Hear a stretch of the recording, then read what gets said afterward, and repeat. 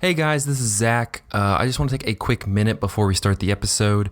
As most of you guys know, Hurricane Harvey hit the coast of Texas and has just been wreaking destruction on a number of cities, including Houston. There's not a lot that, or at least, all the way here, outside of the state, it's tough to feel like you can really help out. But I wanted to real quickly read through a couple organizations that you can donate to and really challenge you to give something, even if it's a little bit. Here at Cinematary, we're all, either in college or recently out of college. We don't have much money, but I mean, if you guys give something and tweet at us or send us a Facebook message and let us know, we'll try to, match that and give as well, because, we want to help out as much as we can, because these people are dealing with something that's just, unfathomable. So here's a number of organizations that you can go to. The first one is Greater Houston Community Foundation. They're helping with just giving people a place to live, giving them the essentials, food, water, etc. You can find them at GHCF. Again, that's GHCF.org. The next one is United Way Houston. They're helping with shelters.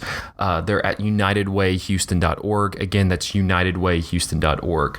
The next one is the Coalition for the Homeless in Houston and Harris County.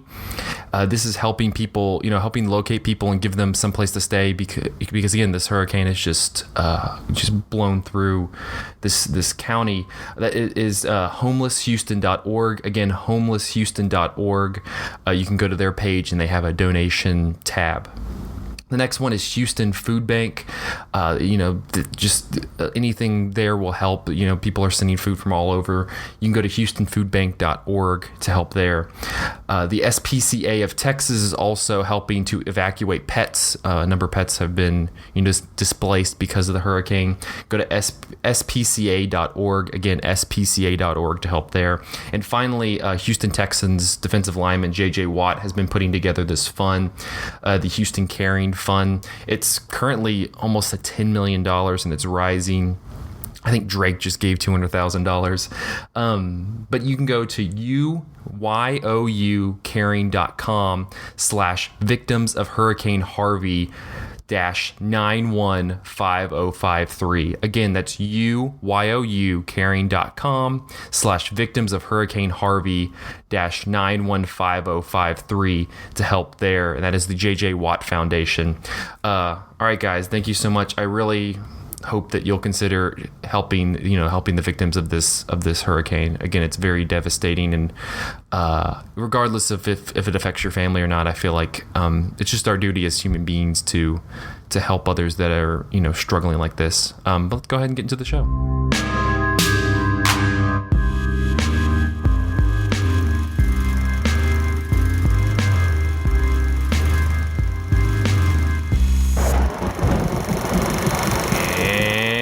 Welcome to episode 159 of Cinematary.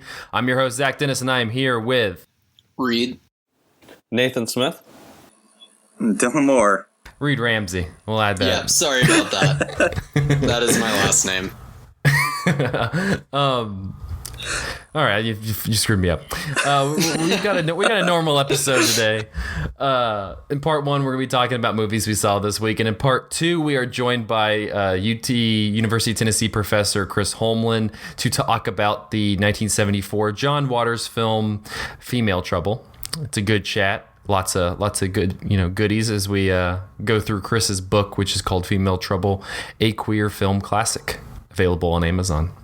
But let's go ahead and get into movies that we saw this week. I think the first one, the big one we wanted to talk about, was a new release from the directing duo known as the Safdie brothers, and that is Good Time, and it stars Robert Pattinson and Benny Safdie, as well as Jennifer Jason Leigh and Barkhad Abdi, who is the I'm the Captain Now guy from Captain Phillips, which he kind of has a scene where he's kind of like doing a similar thing, and I was like, I swear to God, if he says I'm the Captain Now, I'm going to lose my mind.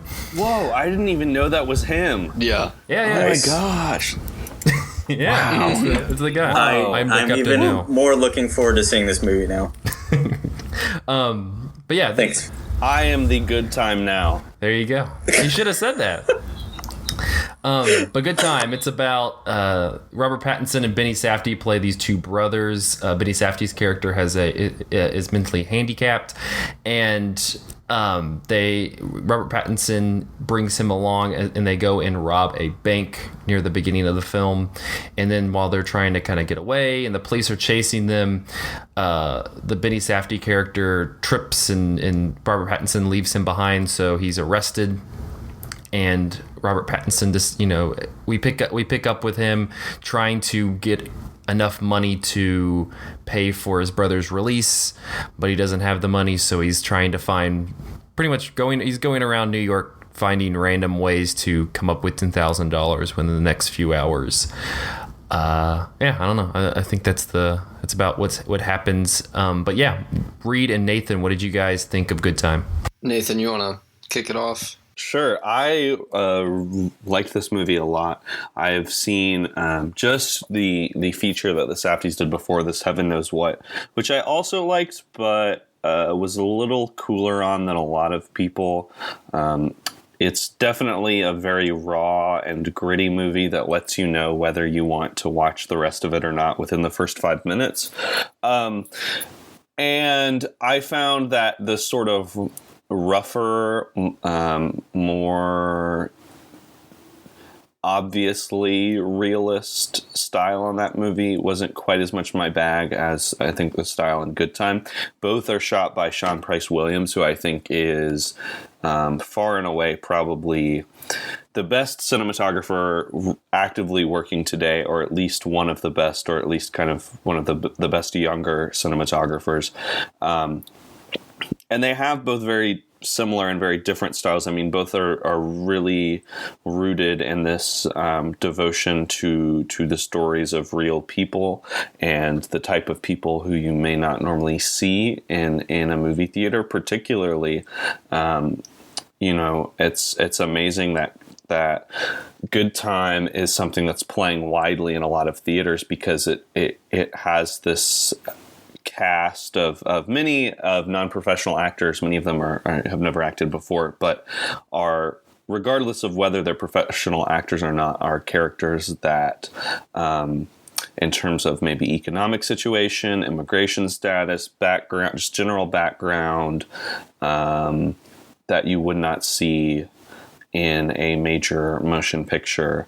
Or at least one that's getting a wide release. And so that this does have that commitment to realism and that very lived-in quality. And I mean, the Safdies grew up in New York. They live in New York.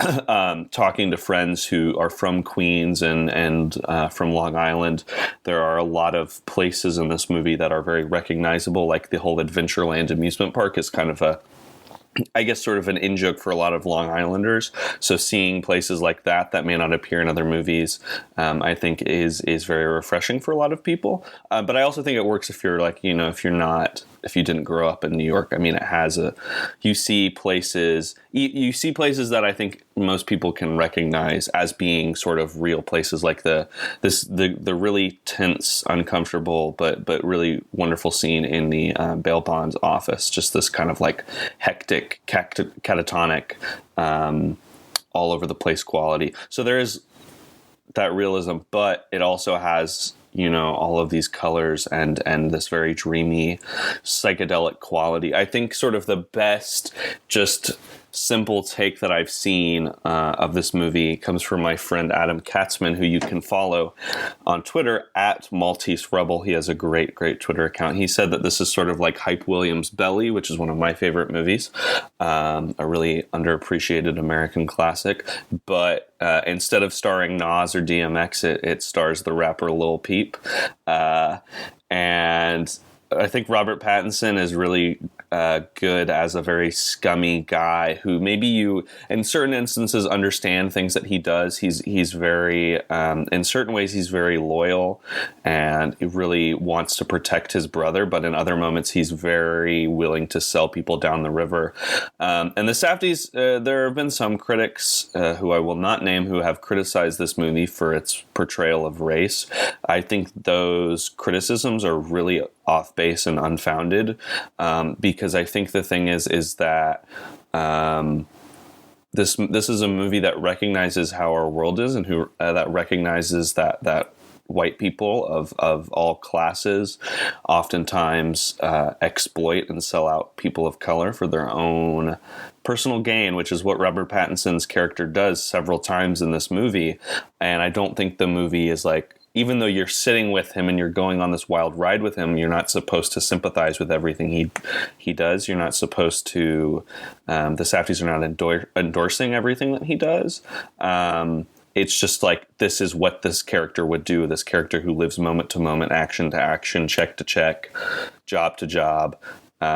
This is what he would probably do. So I like how this movie is very grounded in realism, but shows that you can make a realist movie without having some kind of like documentary aesthetic, that you can still explore these fantastical worlds and set pieces and have all these colors and wild, vivid imagery, but still have some connection to reality. And I also, real quick, because I've been talking a lot, before I pass over to somebody else, I want to give a particular shout out to the actor who I think is the best far and away in this movie, and that's Buddy Duress, who was in first in the Safdies' last movie, Heaven Knows What, but also appeared this year in Dustin Guideffa's Person to Person. And he plays a supporting character named Ray, I believe, who kind of gets swept up in Connie, the Robert Pattinson character's misadventures unintentionally. And he has this great scene where he's telling a story about how his last 24 hours have been like absolutely crazy. And for me, this moment when he's telling this story and then it flashes back to 24 hours before, and he's like cracking open a Sprite bottle and drinking out of it, and it like it does this very Scorsese, like in Goodfellas, zoom in on him. In that moment is when sort of the movie clicked for me, and when everything really came together. And Buddy Duress has a fascinating story. There are some great interviews that are out with him. He's been kind of in and out of Rikers Island for the past couple years, but it just has like a really magnetic screen presence and a really this kind of tact and grit to him. Some people have sort of compared him to Joe Pesci or somebody like that. And he's not as cartoonish as Joe Pesci, but he does sort of have that quality where it's like you really believe he is the character that he's playing, and that's because he has kind of lived a lot of those experiences. So Reed, Zach, I want to know what you guys think about this movie. Yeah, just to lean on Buddy Duress, he was one of the highlights for me for sure. He was terrific. Which all the performances I thought were. I think I'm a little colder on this movie than most people, but that has less to do with me disliking it and more to do with everyone just loving it. So take that as you will. But there's a lot I really appreciate about this movie. The opening kind of reveals how it's not going to be that documentary aesthetic that you are talking about, how some movies go too far to that realism, where we have this opening dialogue with Benny Safdie and a therapist trying to work through some of his speech problems and mental issues that he's having. And the key part of this is when Robert Pattinson comes flying through the door and the camera does this real intense zoom in kind of on his face. And that's kind of when it grabbed me, and I'm like, hey, this style is not just run-of-the-mill indie stuff. And even during the start of that scene, that's framed interestingly and tightly, and I really like that. So just from the get-go, it's got a really unique look, which I appreciated. For me, it's more, the story is so fast-paced for so much of the runtime that when it does kind of stop or die down, it just dies flat. That was at least my experience. I just like, as soon as it came down to a conversation with Robert Pattinson and another character, it just completely died. I don't think that scene in the car with Buddy explaining his past 24 hours would work at all if he was just saying it, is kind of the best way to put it. It's instead we get a visual depiction of everything in his past 24 hours. So those other moments through the movie where we don't get that, where we're just getting dialogue, that's where it kind of fell flat for me. Although the bail bond scene I think is really good. And Jennifer Jason Leigh is amazing. She's so funny in this movie. But no, I think a lot of the characters are really kind of refreshingly unsympathetic, if that makes sense. Like Jennifer Jason Leigh's character and Robert Pattinson's character and Buddy Duress's characters, all of them, they don't want you to care about them. Maybe Jennifer Jason Leigh does more, but you're not going to care about them. And I think in terms of race, it's more of a critique on whiteness than it is in any way sticking out to me poorly.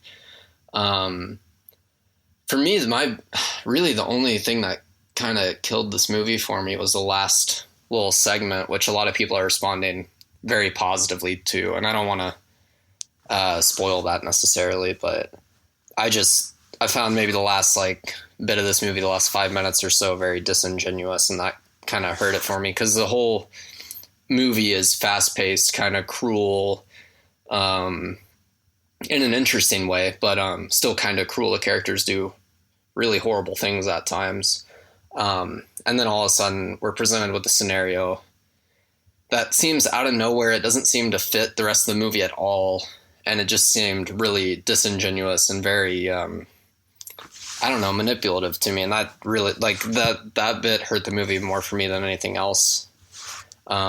Which I don't know if it doesn't seem like most people are having that experience. So I will say that. I will say I really like the One a Tricks Point Never Iggy Pop song that this ends with, which I totally forgot to mention this, but the soundtrack by One a Tricks Point Never, who's one of my favorite musicians, is just amazing. And if he is not at least nominated for an Oscar, then that institution is more of a sham than it already is. But I really like that song, but I do agree. I think the ending is a little weird, and it's a little weird how that extended shot, the credits roll over it while it's still happening. That's just, I don't know, the construction of it was a little strange to me. I don't I think it probably worked for me a little better than it did for you, but I do agree that it is a little odd, maybe. Yeah, and with the credits, credits kind of naturally take someone out of the movie for a moment. Yeah. So when it made it even more so feel like it wasn't a part of the movie. It made it feel like an afterthought, or let's please the crowd here. Or I don't know. That was how I felt. And I mean, I did find it moving. So maybe I was responding negatively to my own emotion. I don't know. I want to read real quickly this review on Letterboxd because I really liked this the way he described kind of the aesthetic of Good Time. And hat tip to Nathan, since I think he was the first person who liked it. It's the review by Alex Ingquist, I believe. I don't know if I said his name correctly. He's one of my friends, but I don't know how to say his last name, and I feel bad about that. Anyway, the challenges of knowing people through the internet. I get we'll go with it. But the line he has is, Romance Apocalypse will be a good title for the eventual Safdie brothers retro. What separates them from any number of young dudes emulating 1970s new American cinema is that they aren't dutifully replicating a particular aesthetic so much as an approach to film, trying to tap into an energy that I think they come by honestly, that early Scorsese thing of mainlining moviness itself. They can't help but get high off it too. I think that's why they're drawn to stories about addicts and hustlers and resistant to imbuing them with a larger significance.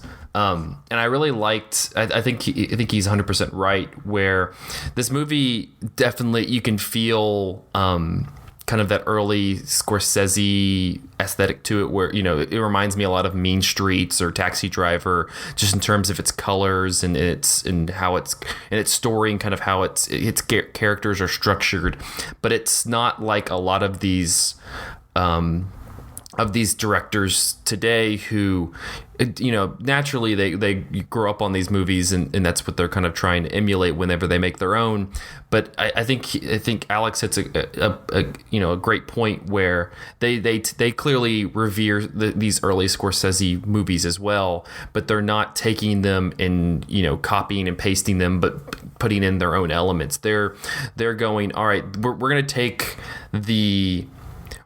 the energy of those movies and put it into, and then copy and paste that into our, into what we're trying to do. And I think there's something more, genuine about that, because it's not that. I think we've talked about it a lot on the podcast before, but it's not that winking to the camera, going, what that is because you have this, however long list of movie history. This is taking those lessons and creating something wildly new with it, but also staying true to what they came from. And I that's kind of how I felt with Good Time. I really loved. I think that this is some of the best work that Robert Pattinson's done up to this point. I loved how, his eyes and the face worked. It was funny. I was thinking about after I left, there's this kind of conceit that they use in the television show Sherlock, where when he's thinking, you see all these words come up on the screen, and so it's like you're trying to like mentally so it's showing us visually what he's mentally going through in his mind. But with Robert Pattinson in this movie, he kind of has those moments where you can see his brain turning and he's trying to think of what his next move needs to be. But of course they don't, they're not using the kind of those kind of kitschy, cute visual cues. You just have to watch his face, and you can almost see him, you going through all the options, but of course, you don't see it visually. And I loved watching how he would kind of like sift through different things that he wanted to do, and then he would choose one. And even though you're trying to think ahead and guess what he wants to do next, at the same time, I had no idea. And that's what he always kind of kept me going a step ahead, even though I don't know. It never seemed like it slowed down to me. It always seemed like it had this momentum that was both kind of light but also very propulsive. There was times where they would ramp it up and it would feel like it was moving along quickly, but they would also give these time for these much more quiet, softer character moments. It was the movie. It's honestly so far this year one of my, definitely in my top 3 favorites that I've seen. I agree, Zach. I think the point about it being, it's about the energy of like 70s movies or whatever, and not the style or even really the content. Yeah, I think that's what's compelling people about it, is that rhythm and that energy. Yeah, and I that's the takeaway I have from that also is I wish more directors could learn that lesson, where every once in a while it's fine if you want to have this winky camera moment that reminds us of whether it's a moment in cinema or just a kind of a pop culture moment. For example, I know, Nathan, we talked about the Ferris Bueller thing in Spider-Man, where they start doing the Ferris Bueller running through the yards thing, but then they have to show the actual movie because I think they think we're stupid enough not to realize what they're referencing, and that's it's whatever, it's fine, but it's also frustrating because it kind of it treats us like we're stupid. And I liked Good Time because it took elements of movies that for the most part people like, but it took that energy and it was like, let's make a wholly new original thing, but you're going to be able to come to it with enough enough knowledge because you're familiar with how these movies go, but this is also going to be something fresh and new. And I think, just real quick before we talk about another movie, one of the things that I think is really key to how the Safdies work, I listened to the recent Film Comment podcast episode about Good Time, which was a recording of a Q&A that the Safdies and Robert Pattinson and Ronald Braunstein, who co-wrote and co-edited this movie and Heaven Knows What, and also did one of the best American independents of the past decade, Frownland, which is kind of hard to see, but if you ever get a chance to see it, I really recommend it. One of the things they talked about is how in their previous movies, just because they were working really small budget, really small crew, a lot of times they were breaking the law, getting certain shots and not doing it the right way and not getting permits or anything. And even though for this movie, just because it was more of a kind of a bigger deal, and you had these professional actors and the star, they did have permits and authorization and had cops there. And actually a lot of the cops in the movie are real cops. But there's like that one scene where they're running through the mall and, I can't remember the Benny Safdie character's name, but he runs through a glass door, and they had a cop there who was just like, okay, here's what you can do, here's what you can't do. And then the whole crew just like runs in very quickly as if they're sort of stealing this shot and as if they're not supposed to be there, and gets it really quick. And the cop is just standing there and he's like, you guys, like, you're allowed to be here, right? Like, you don't have to act like you're breaking the law. But I think that's one of the key things is like they make everything and film everything as if they're breaking the law. They're not like, it's very much reflected in their filmmaking that they're kind of working at this fast clip. And I mean, sure, maybe that means the movie is claustrophobic and messy, but that's what they want. And I think the way they work reflects that. And that also like reflects the world of the characters and the world of the movie, because all of these people are moving very quickly and are moving just from one moment to the next and can't really afford to think about the long term. And so the Safdies are working in a model that's similar, where they're not maybe thinking about this full big thing, even if they have fleshed out these characters and written this screenplay. They're kind of working scene to scene, shot to shot, location to location, doing what they can, working fast, and essentially breaking the law. And I think that kind of is sort of ingenious in a way. So yeah. But good time. It's in theaters now. If it's around you, I recommend checking it out. It's a good time, because I'm sure that's never been said. Nathan, I'm going to toss it over to you, because I know you wanted to real quickly talk about another new release. Yeah. So last week, Zach, you talked about the new joint from Steven Soderbergh, Logan Lucky, which I think I felt similarly on. Like, I enjoyed it and I liked it, but wasn't necessarily blown away by it, and didn't like it quite as much as I wanted to. But there were a few things that I just kind of wanted to add about it. I think, Lydia was asking, like, what kind of movie is this? And I think you compared it to Raising Arizona, which I think it is a very, like, kind of in the way that its characters speak and the dialogue and character traits and stuff, it is very similar to the Coens. But I think for me, what really set Logan Lucky apart is that, unlike the Coens, I feel like this movie really loves its characters and isn't really cynical about them in any way. And I think that for me, where this movie falls flat is it has a sort of weird pacing, and it's very long. And like you said last week, there aren't really a whole lot of like action sequences or anything. And that was weird for me, but then I was kind of thinking that so much of this movie is about how its characters speak, and that the way that this movie sort of like bumbles along is almost narratively a reflection of how its characters speak. I don't know, maybe that's just like me trying to rationalize and not create structure to myself.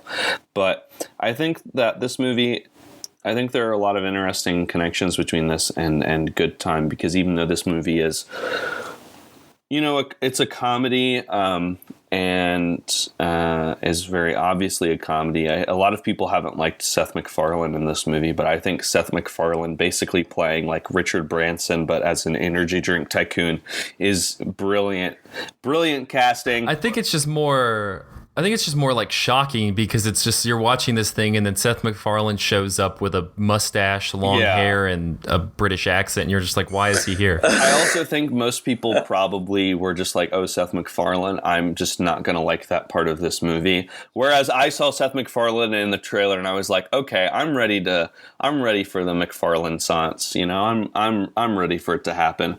So you have, stuff like that in the movie that is very unreal and is very ridiculous. But what I like about this movie is how so many of its characters, especially Channing Tatum's characters, are smarter than the other characters expect, but also smarter than the audience expects. And I think you sort of expect, oh, he's like this Southern working class dude, that thing is going to go wrong. And the plan does go wrong in certain ways. But then you find towards the end, I'm not really going to spoil the specifics, but that a lot of the things that you originally thought were going wrong were actually planned by him in the first place, and that he's actually smarter than literally everyone else in the film.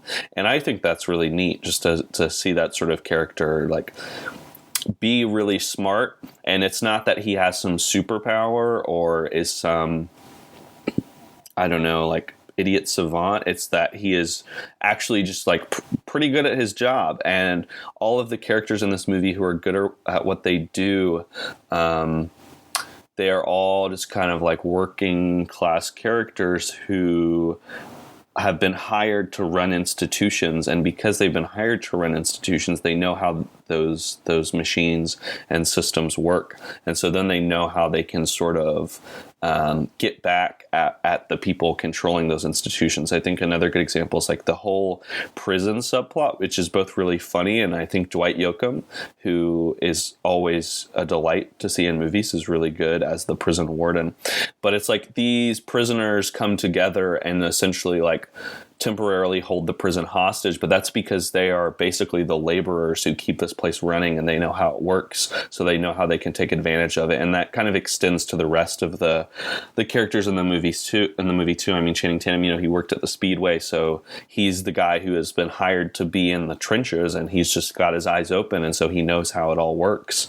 And so I think that's something that really kind of speaks to just America, and I guess more internationally, just kind of like under capitalism, you've got this working class who are time and again underestimated, but it's like these are the people who are running everything, who are running all of our institutions, all of our systems. So it's at the end of the day, it's like they know how things work, and whether or not they're book smart or politicians or lawyers or whatever, that doesn't matter.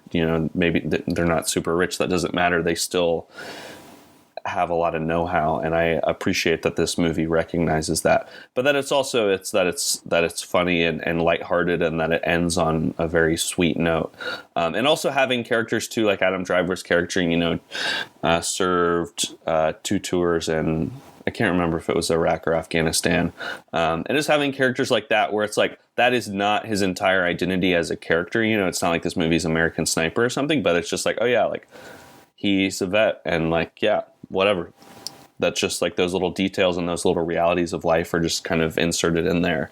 And they're not, the fact that these characters are poor, or that they're Southern, or, that they maybe don't have a college education, those things don't define them. They're part of who they are. But that's what I liked about Logan Lucky. I mean, it was a little underwhelming, but I think it's still definitely worth seeing. And I'm very sad that it's not gotten the reception it deserves, because it does kind of in some ways leave room open for a sequel, and I would love to see the Logan clan continue on. Yeah, that's I'm really surprised that it didn't take off more, because I think it's a movie that I don't know that people would respond to. It's kind of just this fun time at the movies that we've been, I don't know. I think that it's in one way, it's like what you're usually getting in a blockbuster, but at the same time, it's also very unique in its own way. And it has these very, like you've said, but fully realized characters, from Channing Tatum to Daniel Craig to even like Riley Keough and Katie Holmes. Like, they're all very fully realized people. And they go through the story. And like you said, there could be a second movie if they wanted to, but at the same time, this feels like a very completed story, so it's a satisfying 90-ish minutes. It's like 2 hours. It's 2 hours? Yeah, that's one of the things I wasn't crazy about, is that it's so long. I learned something today. Well, yeah, Logan Lucky, it's in theaters now, but we will be back. We will be talking Female Trouble with Chris Holmlund in part 2, so stick around. Hey Cinematariats, this is your co-host Lydia Creech with an important message during this break in the show. Cinematary would like you to know that we do not want your money, and we don't want to place ads in the show at this time either. That's not why we do this. We do it because we enjoy each other's company, and we want to bring you our pure, unadulterated opinions on the world of cinema. However, there are a few things you can do to help out the show that we would greatly appreciate. First, leave us a review on iTunes, 4 or 5 stars only, to help us reach more listeners per the algorithm gods. Secondly, send us a tweet at Cinematary, or better yet, send us an email at zach@cinematary.com. That's Zach, Z-A-C-H, so we can hear from you guys for a change. I'd especially like to hear if you're a human and not an android who also likes Blade Runner, or maybe you have a suggestion of a movie you would really like to hear our opinions on. Regardless, let us know your thoughts and we will read them out and respond to them on future episodes of the show. Finally, please share the show with friends and members of your family who you think would enjoy listening to and participating in our film discussions that we bring to you guys every week. So, to recap, review, send us your thoughts through Twitter and email, and please share with your friends and family. We would greatly appreciate it. Thanks for listening. Now back to the show.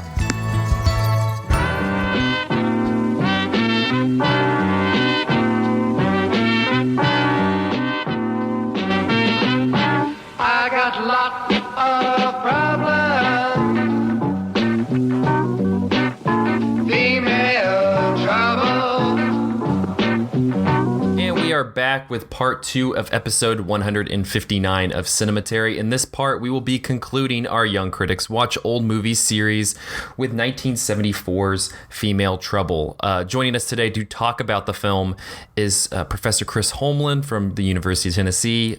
Chris, thank you so much for talking with us. It's a delight to be here, chatting with you about a queer film classic. Yeah, and for those who want to read Chris's book, it's Female Trouble, a queer film classic. You can find it on Amazon. It's let's go. We can get into that. The first question though I had before we kind of dig into the movie was I want you to talk a little bit about John Waters because it seems like nowadays he's kind of more of a personality. Like that's I feel like how most people know him, as this personality that is part of the indie film scene. Would you mind kind of talking about him as a person, and then maybe a little bit about his kind of working style? You go into great detail in the book, but it seems like he really had this kind of singular way of constructing a movie. Constructing a movie and constructing his persona, I would say, because the two have always been part and parcel of the same thing. And I really want to stress how extremely knowledgeable he is about film. He watches all kinds of movies. The ones that he really doesn't like that much are Hollywood melodramas. Things like Rocky was his most hated film of all time at a certain point. But John watches art film. He watches exploitation film. He's got all the hot tips on independent film. He's also very much of a fashionista. He MCs fashion shows. He MCs punk rock concerts. He is a stand-up comedian, and he's an artist and photographer. So Baltimore Museum of Art, if you get a chance to go in 2018, we'll be doing a one-man show of his artwork. He is very multifaceted and very talented. And as my friend Ruby Rich, who edits Film Quarterly, says, he's probably the hardest working man in show business today. And I would agree. So I wanted to also talk about the Dreamlanders because, of course, they're central to this movie, and it seemed like they worked a lot with John Waters with a lot of his films. Do you mind talking about them as a group? I really enjoyed your description in the book where you kind of just described them. It seems like they took a little time to all come together, and they were really a group of like-minded quote freaks. But can you kind of talk about them as a group? Yeah, let me start by explaining what Dreamland is. Dreamland Studios was the name that John Waters gave to his very first short productions made with his 20-something-year-old friends after he had been kicked out of NYU Film School for smoking marijuana in one of the first school pot busts. Dreamland Studios was his bedroom in his parents' house then. And his parents were colossally worried about what he was going to turn out like, as one might imagine, only to later be very impressed. So Dreamland Studios, then this group of freaks who were aspiring hippies, yippies, and earlier beatniks, started calling themselves the Dreamlanders after the first films did well in basements, and bizarrely enough, churches would give space for him to show his shorts, and they became a real hit for reasons that we all appreciate. If you were a Baltimorean, as they say, you liked these movies. So the troupe is then a group of people, a fair number of whom had graduated from the Art Institute in Baltimore. Some of them were literally teenage pals of Waters. Waters met Devine, for example, through a fellow girlfriend of both of them. Devine was this overweight kid who was always bullied at school, but they had this fondness for movies, and Devine jumped on the chance to dress up and act and found himself in Waters' films. A lot of the other ones, some of them didn't work at all. They were on disability, which apparently they could get at the time. A few of them worked and made a pittance. Mick Stoll always worked. She was a little scornful about the others who just were on aid to the disabled. But they all were very talented and multi-talented, and they had a shared sense of humor. They went to the same bars. You know, it's like you do with your college friends. You go to the same bars. In their case, they smoked the same stuff. LSD was legal, so they tripped together. They became a network of interlocking circles that began to work together in various ways. So that's the Dreamlanders. And they became very talented by this film. It was the 8th film they had made together, so they were by no means unprofessional. They were actors.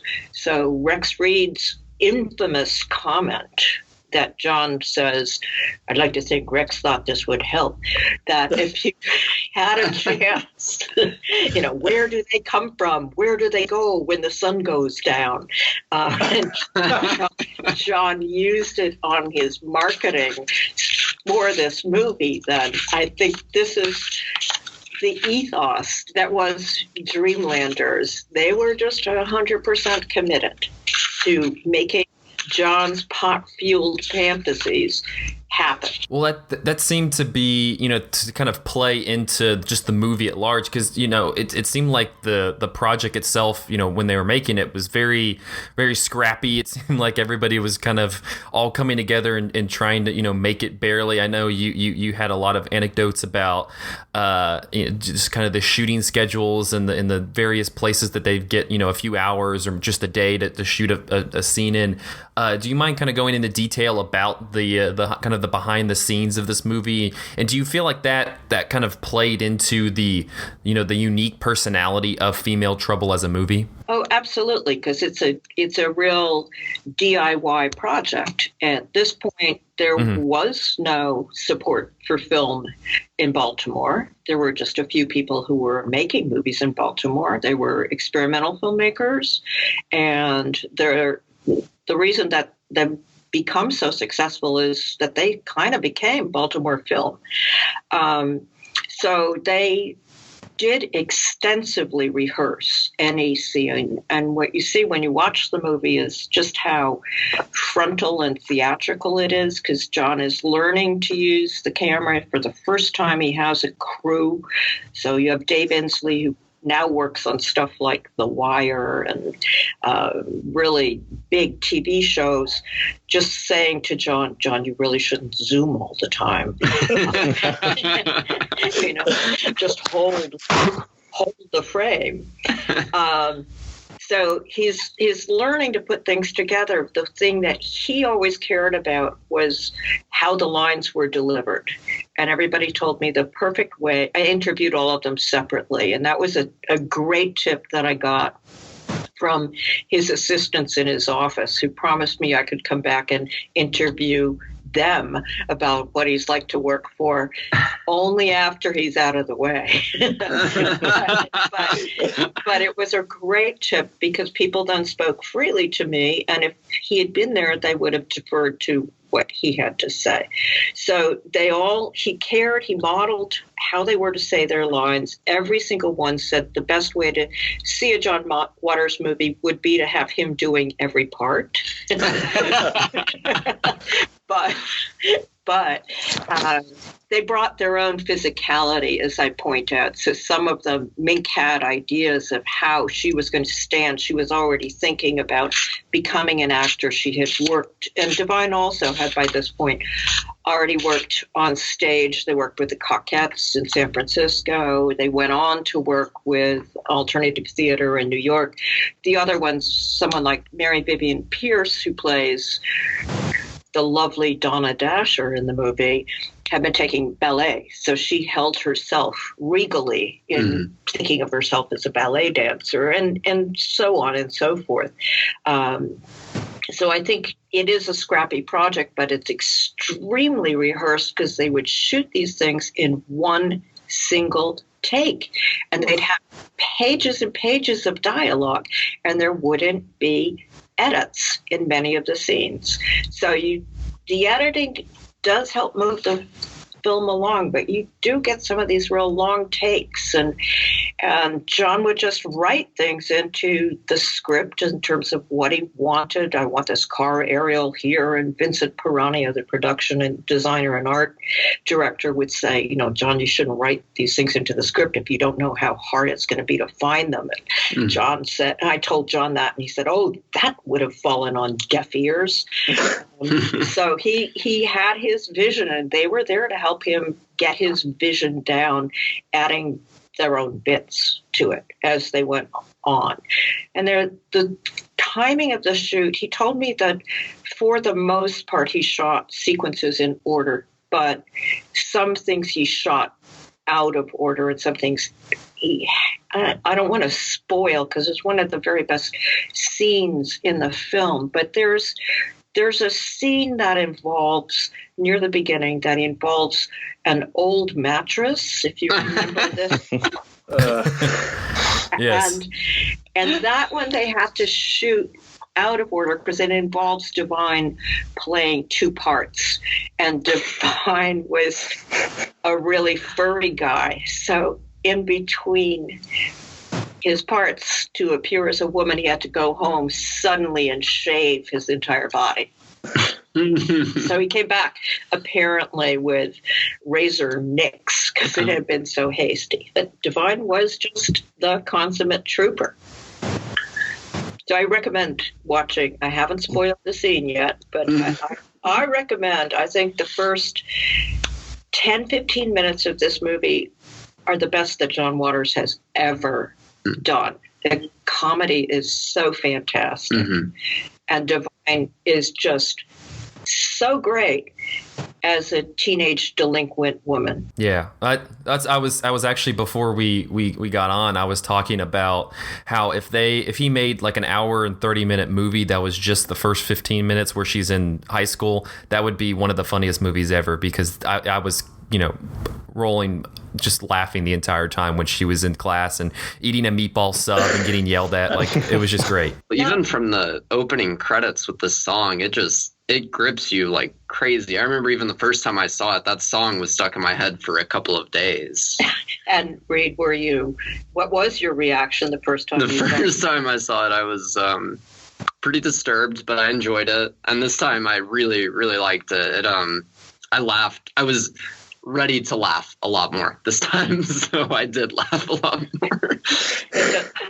It does. It catches you off guard. The very first time I taught it, I was like, and I know I love it, but how are students at UT going to react? One of the things that stuck out that. With the credit sequence though, it feels like, it sets the tone. The song especially sets the tone and kind of this amplified energy with the contrasting colors. But didn't a lot of like movies from the 70s kind of have that lead-in song that kind of brought you in to the scenario? So I wonder, if people had that extreme whiplash effect with what the sequence conveyed and then the actual quality of everything that was going on itself. Yeah, I mean, as I say, he's a savvy filmmaker, so he's working within the context of the times very consciously. This movie's a cross between exploitation and underground in a lot of ways. So the color, though, and I think the text design of the graphics of the credit sequence point towards where and what he does in his own artwork. So to write this book, I've seen every single book on John Waters, obviously. I interviewed everybody, and I went to his archives, which are at Wesleyan University. By the way, they also, if anybody's interested, they also have Clint Eastwood's papers. Mm-hmm. So I can imagine John Waters meeting Clint Eastwood at Wesleyan, which did happen. Oh, good. I'm sure they both really respected each other, or at least John respected Clint's film. Clint has seen John's work. I'd want to see Clint Eastwood in a John Waters movie. That would, oh my goodness. It would make your day, wouldn't it? Mm-hmm. Yes, especially after watching The Beguiled recently. Yeah, that'd be so good. The original Beguiled is so yes. much. Yeah. But that's another podcast. That's definitely. Happy to do that. You mentioned before, we talked a little bit about Divine, but I kind of wanted you to maybe expand a little bit on him as a performer. You know, it seemed like a lot of the reviews from that period really, kind of marked him as the defining quality of the movie. What was he like as both the performer in Female Trouble, but also just as a personality off stage and as a member of this group that Waters had? Right. Good. I'm happy to talk about that. But afterwards, I really want you to ask me about the other people, because this is completely a collaborative project. And one of the things that I thought was so important was to give the other performers their due also.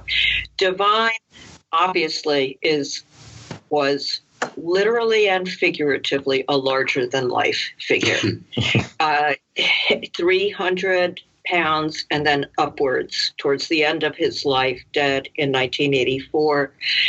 A performer who plays both a female part in this film and a male part in this film. So the male part is a greaser who's a welder, lower class, disgusting, reprehensible, and teenage delinquent Dawn blossoms into being a criminal. So Dawn has a big character arc within the film as well. Divine's performance, for me, Divine modeled himself in a lot of ways on Elizabeth Taylor. Divine would say, she has a little waist problem now and then. I have that problem too. Divine's appetites were large. Divine loved action movies, and he'd do them before he was a really, really successful punk musical show person. So he was a kind of a drag queen monster who was on the hit charts, especially in the UK and Germany, around the time of this movie and then into the 70s. So you get this amazing energy from Divine's performance. It has a range to it, from doing impressions of teenage girls to being kind of a soap opera TV queen at one point, to becoming the crazed criminal by the end of it.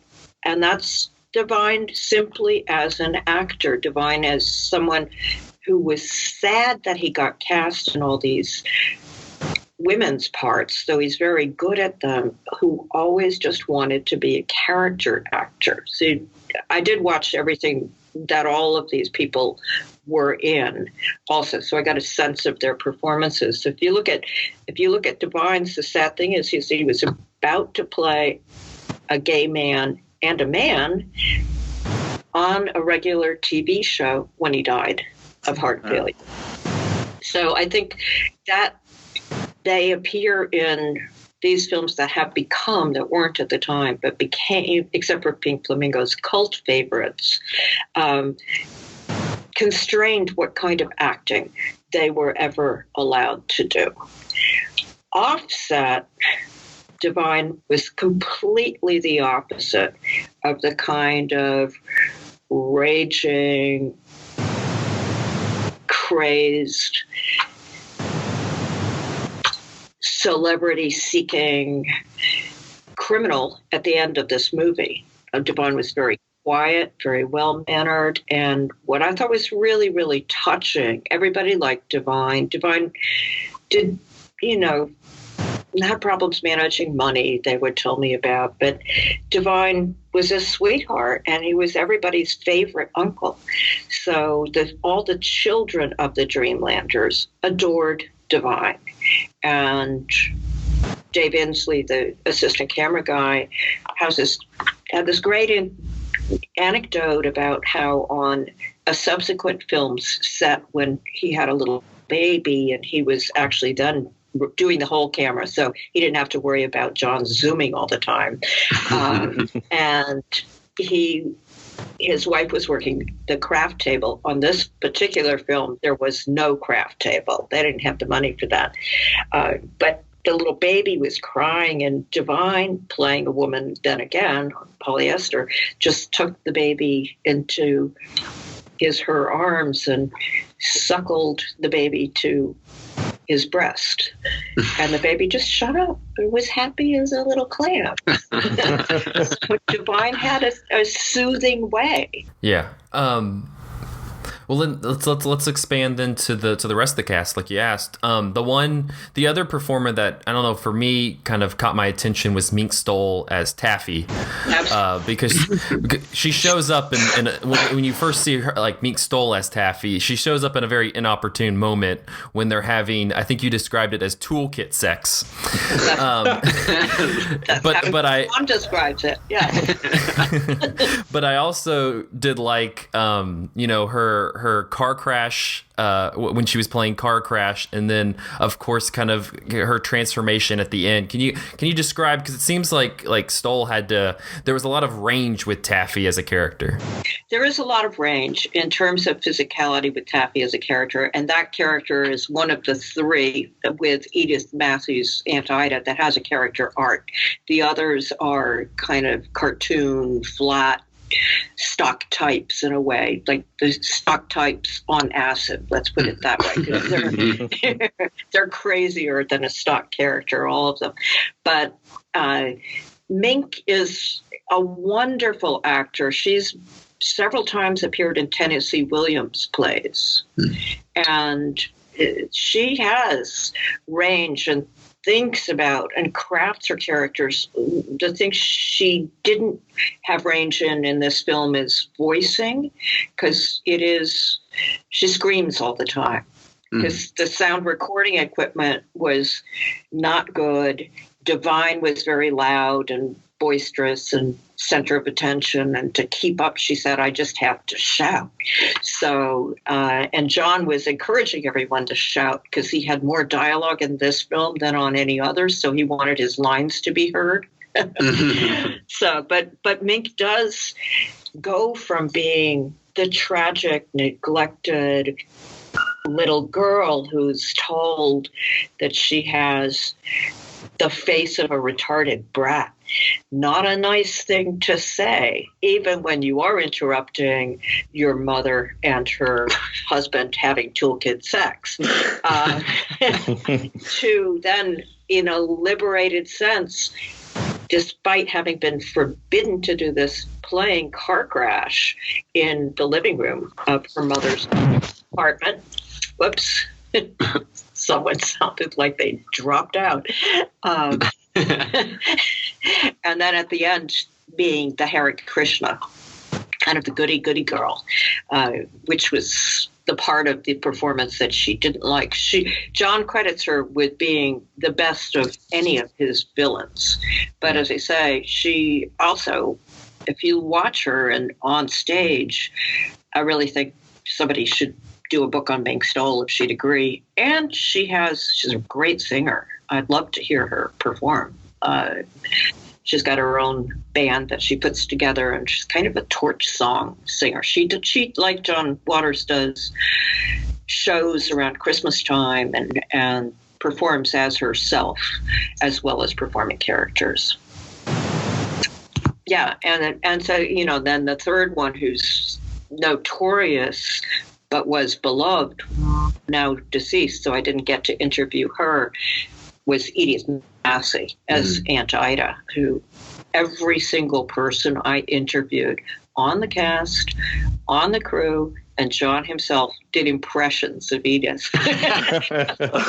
She's actually who most stuck out to me that I wanted to talk about, because having watched Pink Flamingos the day before, she's also in that movie, and she's basically a set piece. Mm-hmm. She's in a crib playing Divine's mother the whole time, but she's the one in the crib and Divine's the one teaching her about life, even though she's playing her mother. It's a very bizarre thing, and she kind of by the end of this movie is doing a similar thing. She's in the cage and has become almost a set piece as well. And that is fortuitous, because Edith, though she had a bit of training herself, really couldn't remember lines. Mm-hmm. So she would do everything she could. She'd write them on her hand.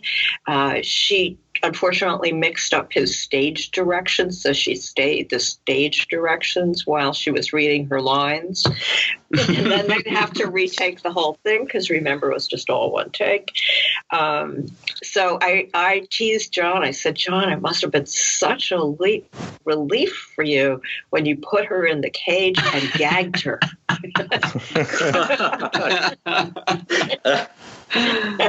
And I'm sure it was, because, she was very well-intentioned. She desperately wanted to please.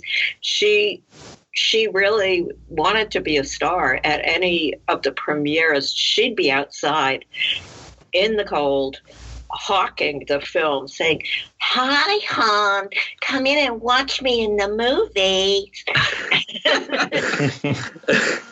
Trying to corral everyone to go inside and see herself. They all became obsessed with this idea of celebrity in a way. Yeah. Well, it seems like that's kind of... I was just going to also give a lot of credit to David Lochary as Donald Dasher. Yes. Because you watch him in all of the films, watch him in Multiple Maniacs, watch him in Pink Flamingos, watch him in this one, and then, unfortunately, he overdoses. But he's a really incredible performer also. And he, too, is somebody who worked in the alternative theater scene. So a lot of them were outside their own Baltimore box, up to New York, over to San Francisco. Well, I wanted to ask about this film and kind of this idea of celebrity that these characters kind of have. In the book, it seemed like, and you can correct me if I'm wrong, but it seemed like John Waters, people really saw him as having this strong satirist voice, and it didn't seem like he necessarily took to that proclamation of himself. What did you think of that, and kind of what did you think of Female Trouble as this satire of celebrity in kind of celebrity culture? I actually disagree. I think he relished being compared to Voltaire and Jonathan Swift and all these really high art figures who he had read. This was a time in the 60s, Grove Press was very big. So any one of us who lived in the 60s, these were the books you read. This is where Jean Genet was published. This is, all of the cutting edge work is coming out. And he's reading this. He's an autodidact. He might have gotten kicked out of NYU, but that doesn't mean he knows any less about film. He knows more about film because he was watching 4 or 5 movies a day. Same thing. You walk in his house, there are books everywhere. He's always reading. He's constantly reading papers, and he was keeping up with what was happening in the U.S. So he's very conscious of himself as a commentator on contemporary U.S. culture still today. So now if he describes himself as a filth elder, it's to get the goat of people like Donald Trump and Mike Pence, who he thinks is even worse and scarier than Donald Trump. So because he's more rational. So he's still invested in using humor. He never preaches, and using humor to get his ideas across. I just saw on Facebook today that he was asked to say in 10 words what his life philosophy was, and I'm not sure I can remember all of it, but I think he came in 9, which is don't judge others, be curious, and don't accept answers, or something like that. So he's still working away at digging his, one of his longest time friends, Channing, Wilroy said to me, he just wants to get his fingers into the eye of people who are not thinking right. And that's what he does, which is what I really admire. I think he's really political in a good way, in that he's very tolerant, and what he sees as the obsession with celebrity would just as well apply to a Trump-esque figure today, don't you think? True. Sure. Yeah. Do you think he does that, or how do you think that he accomplishes that with Female Trouble? This kind of satirization. The Dashers are 2 villainous upper-class beauty salon owners take Dawn under their wing and convince her that though she's overweight, she's really beautiful, and that crime is good. And that's a reversal that goes all the way back to Rabelais, to Bakhtin, to it's 16th century and even before.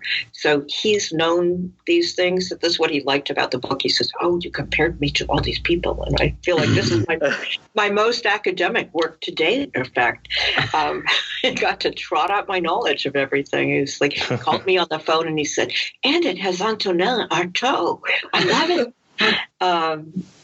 But it's true. They're all part of it. And in the U.S., what you find, I read a ton of histories of the 60s and the 70s to write the book, too. You find that in the 60s, our notion in the U.S. of celebrity starts to change. It's in part the impact of increasing kinds of mass media. So TV, the TV president, first TV president, JFK, Richard Nixon, and that on. Now it's multiplied. Now we've got all the online forms that celebrity can latch in onto and take off in. So I think he's quite aware of all of those things. One of the things that you talk about in the book is how you feel like the film has been, and I think this could probably apply to a lot of Waters' work, has been sort of pigeonholed into this status as merely a cult object. And you talk about how the social and historical context of the time really informed it. And I was wondering if you could maybe talk a little bit more about that beyond celebrity, if there are specific issues or just things that were happening that Waters was absorbing and putting into this film.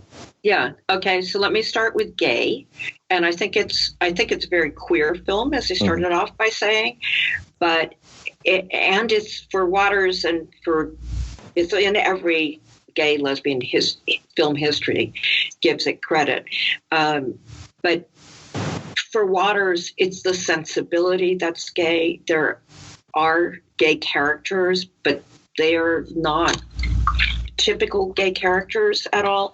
And he consistently cross-cast. So we would have straight people like George Biggs has had more girlfriends than you could shake a stick at.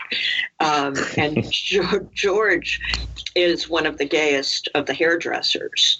So he cast George in that way. He has Bob Adams, who admittedly is gay, but is nothing like a Queen play a Nellie Queen. And Bob was really, really upset at having to do that initially because he thought, oh my God, there go all my boyfriends. And he has Edith Massey play a lesbian, which is the furthest thing from Edith's mind, and on and on and on. So I think it was not a gay movie. At the time, you have a lot of people talking about the hippies and how dress styles change and I know this because I was part of that, where the men are having long hair. It's unisex fashions. Everybody's in love beads. Women have long hair, no bras, and there's just a great deal more freedom than the kind of buttoned-up distinction of the 50s in which everybody was raised, where the men had suits and the women had flared or pencil skirts and buttoned-up collars, and so there's a different sexuality that comes out that is much more open. It's a time when people are experimenting. So I think it still happens in college for sure. But there really was a push to go out and have an affair. And it was pre-AIDS, so nobody, and pre-knowledge even of chlamydia or other STDs. So that's when you start seeing a lot of STDs because of this. But everybody's like, oh, yeah, free love. And yeah, let's see what it's like to be with somebody of the same sex or with multiple sexual partners. Mind you, this was a percentage of American youth. Mm-hmm. This was not all American youth, but it was Waters, and it was sort of my set of people. So that's where I think the gay needs to be in context more, because it's part of that time. And the same thing's happening in the theatrical world. You have the Cockettes, where you have straight people cross-dressing. You have the beginnings of transvestite, transgender, now called playwrights and groups like Hot Peaches in New York, and the Theaters of the Ridiculous in New York. So it's all part and parcel of, very importantly, an anti-Vietnam, pro-civil rights, pro-feminist, emerging leftist political climate that's happening. This cultural political climate. Mm-hmm. I'm curious to get your perspective on this, and you talk about it at length in the book. But it seemed like Female Trouble captured these labels of, this is, it's a gay movie or a queer movie or a cult movie. And, it seemed like, of course, when they talked about it now, they're, when they were making it, it didn't seem like that's what they were going for. They weren't going to, out to make a gay movie or a cult movie. They were just making, the movie that they wanted to. What do you think of these labels that have seemed to attach themselves to Female Trouble in the years since it came out? Do you feel like any of them, I mean, you talked a little bit about it, gay being a part of this, but especially cult movie, how do you feel about that label? Well, I think it totally has become a cult movie, because I don't think that cult movies are ever just born. It takes audiences to make a movie a cult movie.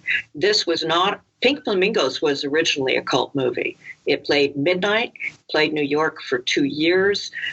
People lined up around the block for 2 years, come rain, come shine, come snow, come sleet, to see Pink Flamingos on repeat viewings, like bringing their friends to see Divine eat dog shit. This was played mainstream times in New York, and it didn't have that long of a run. But it has been released around the world. I don't think in Latin America, I've never seen any VHS or DVD covers there, but I've seen a ton of them from Japan, from Hong Kong, from China, from around Europe, I don't think Africa. But it's had all these re-releases, and so people in the 80s, when VHS comes along, could turn their friends onto it and watch it again and again. In the 90s, when DVD comes along, and now more recently Blu-ray or online viewings, you can watch it easily. And his dialogue is so quotable, like you quoted, Nathan, to begin with. Dawn Davenport is eating a meatball sandwich right out in class. So you get it, and you get. And it's the intonation that goes along with it, just like Rocky Horror Picture Show, that makes you want to say it along with the lines. real quickly, and then I'll toss it back to everybody else to kind of have a final question. But the one thing I'm really curious about, and you've taught this for a number of years, how do college age students react to this movie in 2017, in kind of in the 21st century? Because even though I feel like for the most part, the millennial generation is very pro LGBT, all of that. It's a very un-PC movie. There's a lot of lines that today you have that line that one of Dawn's friends has about I'm so glad I had that abortion, and stuff like that. That seems to that would definitely not play in theaters in 2017. How do you feel like students have reacted to it today? Well, that's one line, and I don't think he would write that line today. But I think many of the politically incorrect lines that he intentionally writes, like, if you don't shut up, Kathy Davenport, I'm going to whip you with this car aerial. That very un-PC. I think it nonetheless plays because it's outrageous. So it made today seem camp. That was the other word that, I take issue with, that I was not intentionally camp at the time. It didn't fit with what was camp at the time. In some ways, it's very realistic. The high school stuff is extremely realistic. My high school was just like that, scarily enough, we were all smoking in the bathrooms.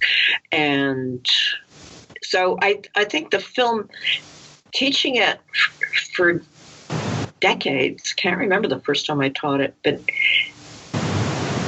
everybody always goes, at about the same time. It's still predictable when that gasp is going to come in from female troubled virgins who haven't seen it before. And then you get your knowing chuckle, Nathan, I bet I know what that was. And, when you heard it in class, if you'd seen it first, you then go yeah, I knew that was going to get them. So it's sort of, you feel like an insider to it once you've seen it once. So it becomes yours, which is what makes it cult and pleasurable in that way. I'm sure some of the students in my classes have forever been scarred by this film, and I'm proud of it. But I do think that many of the students who ever signed up for my classes kind of self-selected because they already knew what they were in for. So it rather quickly, though this was never the first film I showed, by the time it rolled around to Female Trouble, was it that much of a shock that I was teaching Female Trouble? Reed's laughing. Well, when I took your class last year, we had just watched John Cassavetes' A Woman Under the Influence. That's a perfect match. Yep, the class period before. And I had talked to you about it after class, and I told you it's my first Cassavetes film and that I really liked it. And then you go, have you seen a Waters film?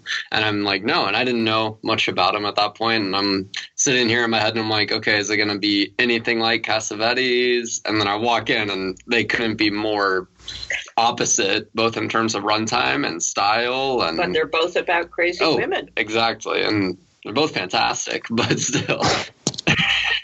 They're really, and then pairing it with Umbrellas of Cherbourg, I think that was another. It seems like my subconscious forces me to make these matches because I think they'll program well together. So it's just like, it's all about wallpaper today, class. As we kind of wind down, does anybody have any final questions? How do you think it will play in Hong Kong if I go teach there? I think some of those taboos that are broken cross national borders. Okay. I feel like it has probably an international shock appeal. I would think so too. Yeah. Chris, the last thing I wanted to ask was if you don't mind, could you talk a little bit? It seemed like you had a real personal connection to the movie, and it seemed like, judging from the book, that it really had an impact at a point in your life. Would you mind kind of talking about that? Totally, love to. Because I was an undergraduate at the University of Maryland at College Park, and that's just an hour away from Baltimore. So John would premiere Pink Flamingos, and this is partially funded by the guy who directed the Maryland Cinematheque. So these things would show on our campus, and I think the reason that I had such great response from everybody, they were all happy to talk to me, and word went round, like, Chris Holmlund is fun, she gets it. They would spend hours talking to me because we had been to the same demonstrations, we'd done the same drugs, and we had the same politics, basically. So they really, really opened up, and they were extremely generous. And I feel like I've been told I'm an honorary Dreamlander, which to me is an amazing compliment, because I really do respect their work, and I think they still continue to do really good work in a lot of ways. So in art and working with social movements and so on and on. So they remain. They're in their 70s now. They're still zany, and they're still great. And they don't open like this to everyone. As Bob Adams said to me, quoting from Pink Flamingos, he said, there's that line that Mink Stoll says, there are two kinds of people, Miss Sandy Sandstone. There's my kind of people, and there are assholes.